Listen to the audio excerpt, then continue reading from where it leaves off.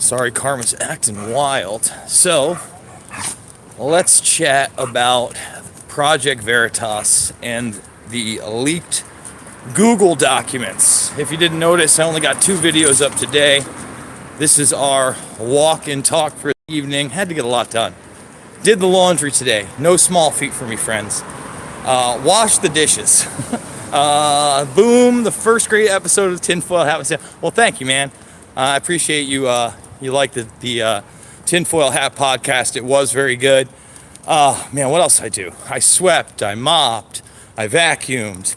I did the things we all have to do in life. I washed some dishes, and I washed the dog. We're actually on a semi-dry the dog walk this evening. But, oh, well, thank you about the podcast, guys. I really did enjoy doing it. I hope I get to go back on, and I love doing those type of podcasts, not just with Sam Tripoli, but I would love to go on just about any show. Even the people that don't agree with me, bring it on. If you watch the whole way through, one of the things that irks me are these people that have built their career basically going after children or mainstream childlike minds. It's not hard to look super intelligent when you're taking somebody who has mainstream talking points on both sides, especially when they follow a party line, when they follow a script that they heard on CNN and read in the New York Times or read in the New York Post and watched on Fox News. They're a cakewalk 100% of the time. And especially when you're not just talking to, people that are misguided, but those who are intentionally misguiding, those who know that they are in fact liars. And there are plenty of them. There are opportunists. There are people that play to an audience, and I don't try to do that. I don't think it's right. I don't think it's genuine. I don't think it gets you anywhere. As I've said before, lies don't make friends.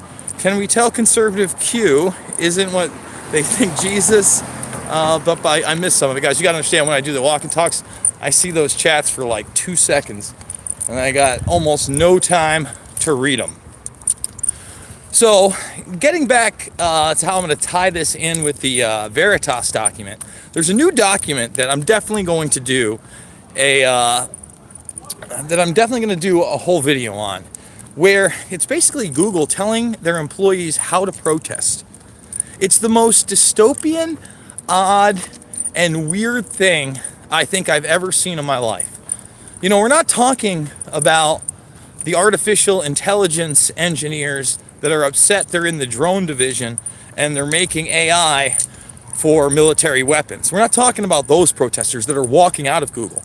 No, in fact, it seems that Google has put out specific issues in which to protest, signs in which to use, how to interact with the media. That's all in these documents. Karma, come on, let's go. Move. How to interact with the media, if at all. And talking points are in there as well, like things to scream. It is like, wait a minute, you're not only a multi-billion, but probably worth close to $1 trillion, if not more than $1 trillion, between Alphabet, Google, and all these separate companies. Let's be honest. This is the military media industrial complex that we've talked about all these years. And now you've got your employees in the streets protesting for your interests. How fucking crazy is that? If you were to tell me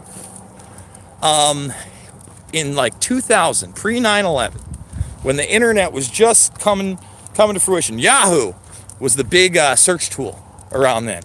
Google was making its rounds up there, but Yahoo was there. People were still using AOL. I still remember using Dogpile.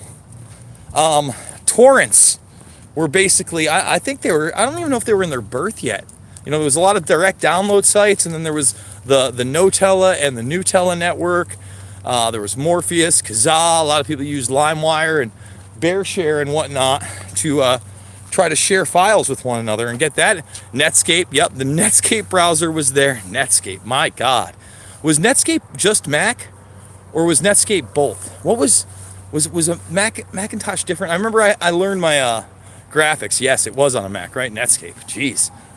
So the internet was a very different place. So you were kind of just like searching, and the algorithm was such where it was just looking for tags, keywords, metadata that you would put into your site, etc., etc. Now we have a company that started out as a search engine, supposedly, that's embedded with the military industrial complex, works with NASA, does quantum computing, runs the operating system for my phone, which is broadcasting worldwide to you on a platform they own. It's pretty wild. And this company is curating content. It is censoring, quote unquote, diverse views. That's the real truth of the matter. It's not telling you the truth, which is upsetting. Walmart blue light special, fee dial up. Oh, is it that bad? Is it, wait, oh, I was gonna say, how is the connection right now, guys? Is the connection okay? Thumbs up or tell me it's all right if it is. If it's crap, let me know. So anyway, this company can't, it's tough because it really does feel like this is it. This is the amalgamation of the internet. It's good? Okay, cool. The internet, the government, private corporations, robotics, space travel, you name it, just about everything. Well, that's good, the sound video. Supposedly I don't have any more data on this thing, but I have this Unreal mobile plan. I pay $13.99 a month. I get a gig download, I guess, LTE, unlimited everything else. And supposedly they throttle me, but you've been watching these walk and talks and the quality's been pretty decent. And I'm supposedly up on my data, but it's working. So for 14 bucks a month, you really can't beat it. And it's on AT&T's network. I don't run any location services. It freaks me out. Yeah, I try to turn my location services off. Whether or not that does anything is questionable. I believe that can get tapped into amongst other things. Again, it would show up in your metadata.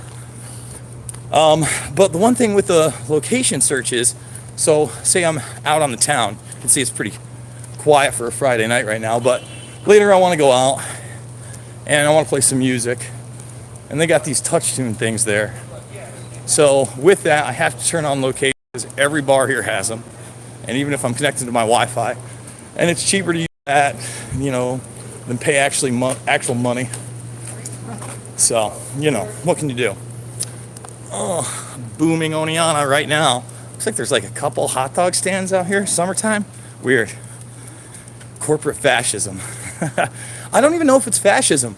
I mean, I guess it's closer to fascism than what other people talk about, but everybody tries to talk about this bureaucratic technocracy, and I just don't see it as a technocracy anymore, man.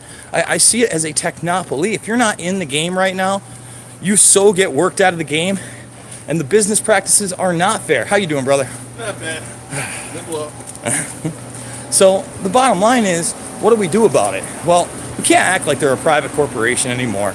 I did the video where Ted Cruz grills the executive, and she gives zombie-like answers again and again and again and again and again. Thank you, Senator. Thank you, Senator. No, that is not Google's position. Senator, I work in this department. Senator. And that's the kind of grotesque, quote-unquote justice that we get. I'm good. You can go. Sorry, buddy. Yeah. Dun, dun, dun. Some people hang those turns quick, guys. They hang them quick. I don't want to get hit.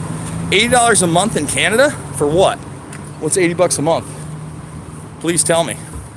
Oh, for, yeah, well, I'm not on. See, you could probably get the same thing. See if Unreal Mobile is in Canada. I used to use Straight Talk. Some of the other services out there, they're all like a subdivision of TracFone. But I think, Unreal Mobile is like a subdivision of Freedom Pop. But hey, we're doing it big. Didn't want to make this into a phone commercial, by the way, guys. But yeah, no, 5 gigs a month, I don't even get that. If I pay 20, I think I get 3. If I pay 30, I think I get 5 download. I don't download a lot. I'm more on the upload kick. I was worried about it, but again, if this is working, hell yeah, we're going for it. Guys, tomorrow I'm gonna kick out the jams. I'm gonna do an in-depth video on the Project Veritas leaks because they've been so underreported, and I'm not going to show the videos because they've been banned on 4 platforms. And it's not like I think James O'Keefe is the best, but you've got to give credit where credit is due. They do real journalism. They get in there with the hidden cameras. Not a lot of people are doing that. And again, I don't think it's a conservative bias at all, but it certainly is leaning more that way these days. I mean, again, when you watch these Dem debates, and I missed it while I was taking notes because I just must not have wanted to hear it. You know, I heard Castro talking about transgender community and all that. I didn't realize he was talking about it in relation to transgender women having abortions, an impossibility. I mean, what kind of lunacy is that? That even gets brought up on the main stage for people running for president from a guy that held a cabinet position. It's completely insane. So I understand how they can frame it as a conservative bias. It's not. It's an independent thought and action bias. That's what it is. All right, guys. Thank you so much for joining me. Thumbs it up, share it. If you're not subscribed, please do so. Check out all the other videos I put out this week, and I'll see you tomorrow on the flip.